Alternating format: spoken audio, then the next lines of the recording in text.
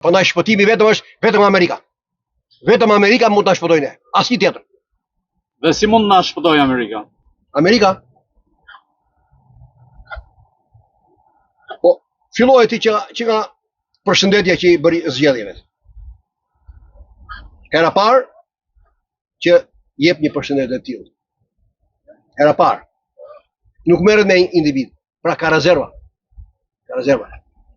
Bollë shembulli i funksionimit se si funksionon demokracia dhe shteti ligjor në Shtetet e Bashkuara të Amerikës mund të bëj një përmbyshje. Ore shqiptarët nuk e dinë si është kapitalizmi, këta që votojnë vazhdimisht, edhe PS-n dhe PD-n. Mori i kanë kthyer këto partitë kryesore, i kanë kthyer si femër burr. Po partia është parti. Partia është parti. Është parti, janë marrëdhënie interesash. Nuk e lindur ti me kthiz bashkë me nuk e bjakti me partinë. Se në Amerikë ata që ishin me Partinë Demokratike këtë radhë votuan për Partinë Republikane. Pra janë çështje interesash. Se do të lidhem unë? Kam qenë me Partinë e Punës, tani ajo ka ndryshuar emrin, ka bërë Partia Socialiste, a unë për atë kam votuar, atë do votoj. Ose unë jam antikomunist, do votoj për PD-n. Ti je antikomunist? O ti si antikomunist? Se edhe PD-ja nuk është antikomuniste. Se çfarë është antikomunizmi? Edhe çaj ka shërbyer edhe shërben ai qytetarëve e kanë parë në Michigan të Shtetit të Bashkuar të Amerikës. Antikomunizmi nuk është armik i njeriu të pafajshëm. Është armiku i varfërisë, i pabarazisë, i padrejtësive shoqërore. Ky është. Këtë kam parë unë atje në Michigan. Kurse këtu, komunist, ballist, zogist, ç'është kjo? Akoma mbas 35 vjetësh ne vazhdojmë luftën e klasave? Po ti shoku antikomunist, që e ke akuzuar regjimin diktatorial për luftën e klasave 1 edhe për tallonin ushqimor 2. Pra dënimin ke qenë kundër pushtetit, ka futur on burg, on internim, ose s'ka çuar fëmijë shkollë lart. Kjo është lufta e klasave, diferencimi. Talloni, ishte me tallon, po të kishe lek, s'kishte mall. Do vunja, ai do hanje. Iku ajo, u mbyll kjo. Po tani erdhi PD-ja në pushtet, Sali Berisha, kush ishte kundra tia, i hoqi nga puna, i hodhi në rrugë. I tha, madheni jashtë shtetit. Edhe i vuri ata që mendonte se ishin besik të tjerë.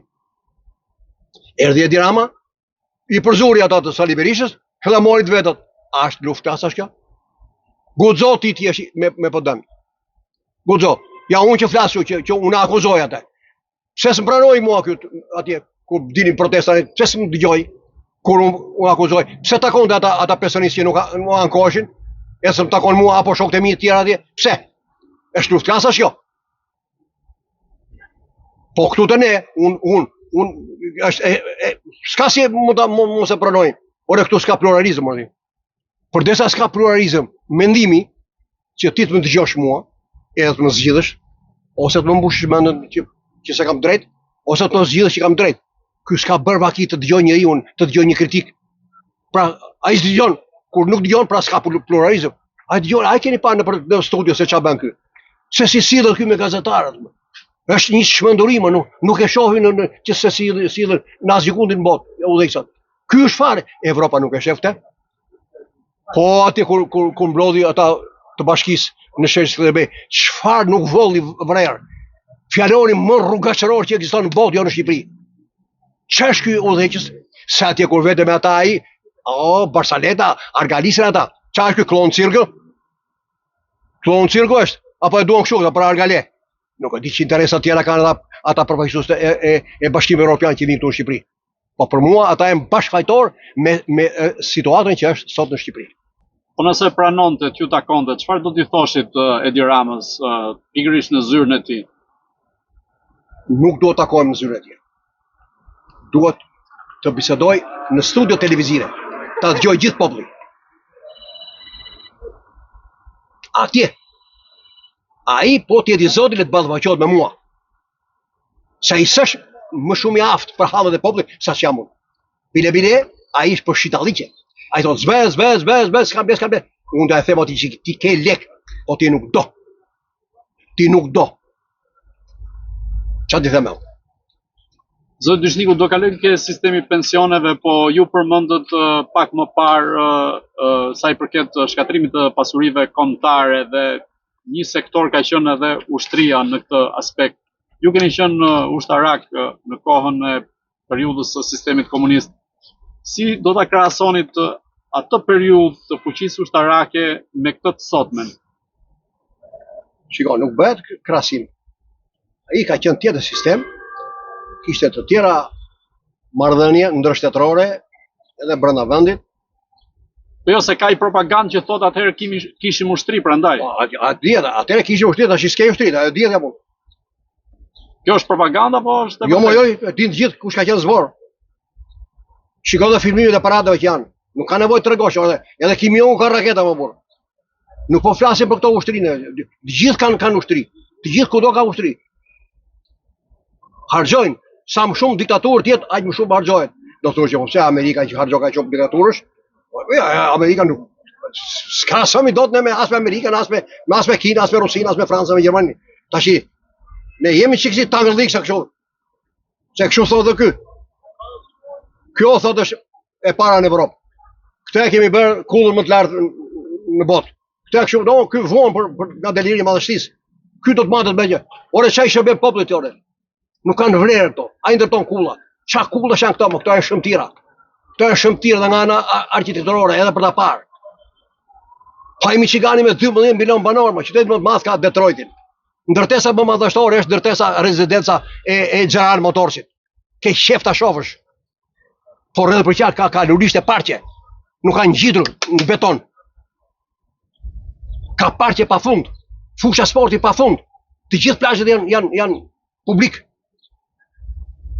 S'bëhet një krahasim tillë. Ky vuan nga deliri i madhështisë. Ore lagjet janë geto, lagjet tona. Unë jam në Zberish atje. Është një geto. Po si Zberish janë më keq të tjerë atje nga bregu Lumit e tjerë. Se ky bën rrugë, autostrada, se aty është leku. Te autostrada nuk është e lagjat, një rrugë e vogël, ato rrugicët tona të vogla. Te ai koshi me tërina që mungojnë koshat. S'ka. Trotuarët janë cop-cop. Pse ja ka dhënë ky? Trotuarët. Hapësira me dis pallate, pse ja ka dhënë kafeneve? Ky do në Gjermani thot kafja është lëngështeja. Këtu të ne thot kafet janë ploto, se kafja është e mirë tu. Ky murret me kafenen. Po kush murret me kafenen? E para një kafeneja, një kafene mbushja plot, është shenjë debelizmit. Një, e papunësisë, 2. Edhe e mungesës të institucione artistike, sportive, kulturore. Pik. Kjo është kafeneja. Ky mbyllet. Murret me këto. Se ky është otoman. Prandaj themun, ky ka kthyer Shqipërinë në vilajet otoman.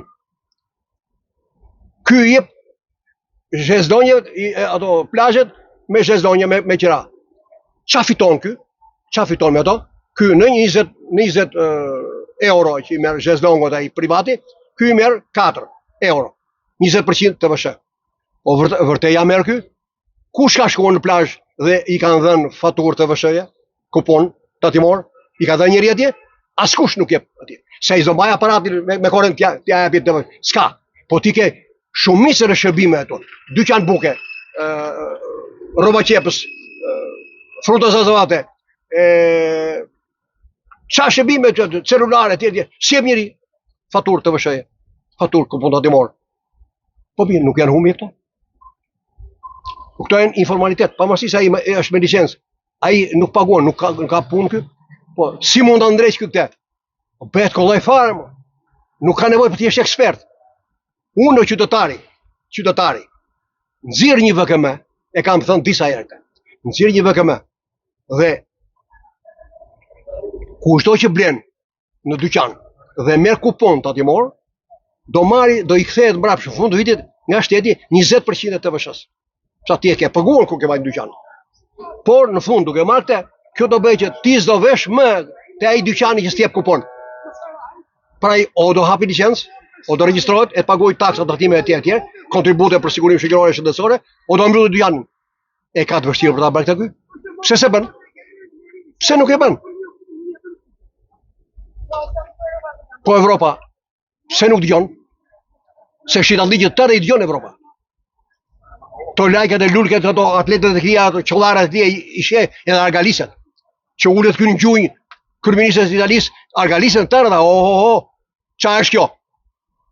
Ky është serioziteti. Ka plotësuar kushtet dot. Dhe ta thot hapur Evropa. Çfarë kushtesh ka plotësuar Edi Rama?